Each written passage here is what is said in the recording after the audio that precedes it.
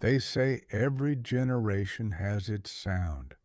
Ours wasn't swing music or the crack of baseball bats. Ours was steel and wood, the sound of a Springfield bolt sliding home. Cha-chunk. It's funny. You never forget that sound.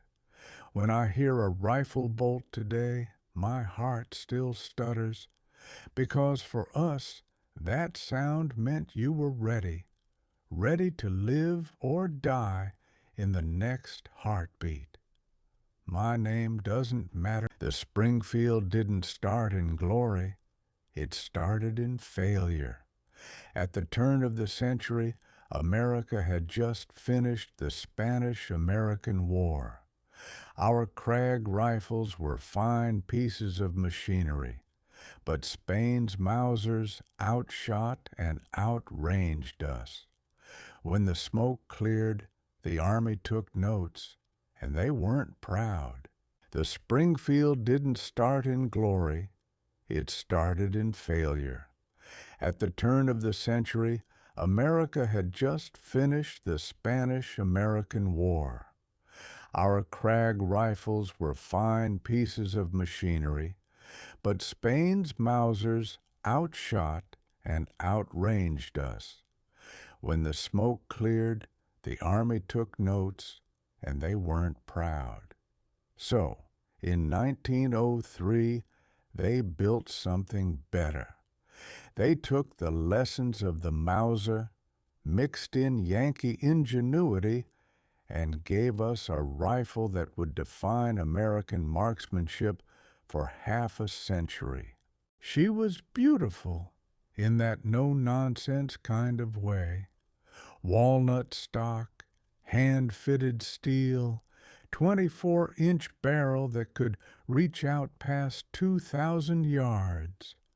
The bolt locked like a bank vault. The sights, ladder, and peep made you believe you could hit anything you could see. And the cartridge, the 30-006 Springfield. It kicked like a mule and sang like a hymn.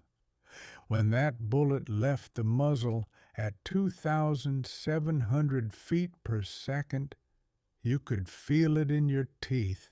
4. By the time I met her, she already had blood on her stock. World War I, the trenches of France, the mud that could swallow men whole.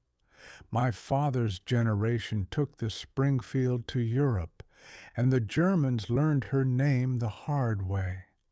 They say the Marines at Belleau Wood fired their rifles so fast and so true that the German prisoners thought they faced machine guns.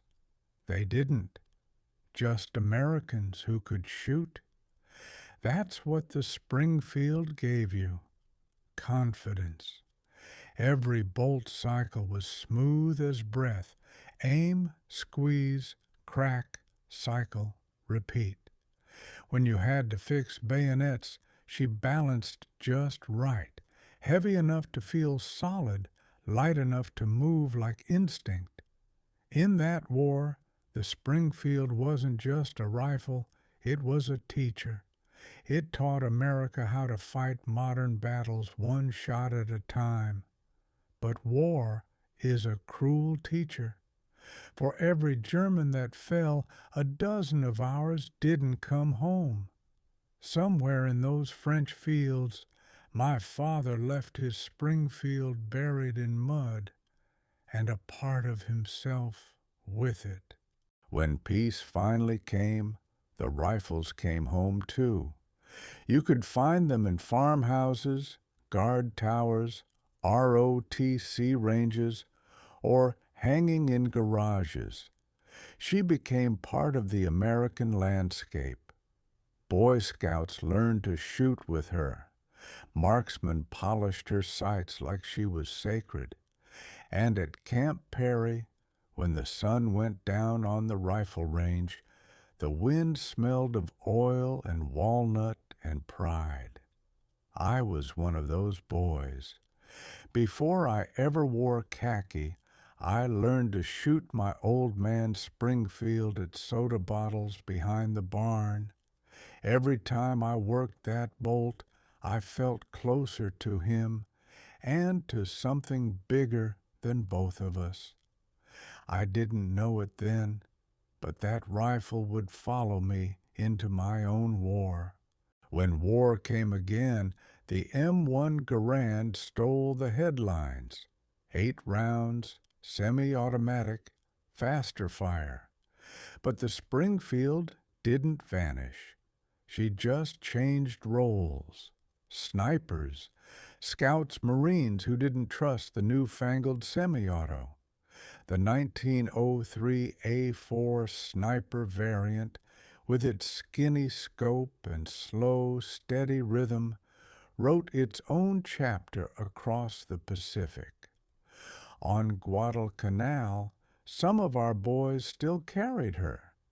In those thick jungles, where you could smell the enemy before you saw him, a single precise shot mattered more than a whole magazine of noise. At 500 yards, she could punch through bamboo, helmets, and arrogance. And when the rain came down like God's own artillery, she never failed. You cleaned her, you trusted her, you loved her, because she never quit. I lost my best friend outside Peleliu. He was carrying his Springfield when the shell hit. When I found what was left, the rifle was still in his hands, the bolt locked open, 1 round left in the clip. Sometimes I think that rifle had more courage than either of us. The thing about a Springfield was she made you earn every shot. You couldn't spray and pray. You had to think, breathe, align, squeeze. Every hit was a promise kept. To the man beside you, to the one back home waiting, to the flag on your sleeve. She taught discipline. She punished panic. She rewarded patience. She turned farmhands into riflemen, and riflemen into something close to immortal. I'm old now. The rifle stands in a glass case at the VFW Hall. My Springfield. Serial number still sharp on the receiver. I stop by sometimes, run my hand over the wood, and feel 20 again. She smells faintly of oil and history.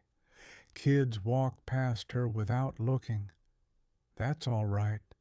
Every generation forgets its tools until it needs them again. But I remember. I remember the weight, the balance, the kick against the shoulder, the ringing in your ears that stayed until morning.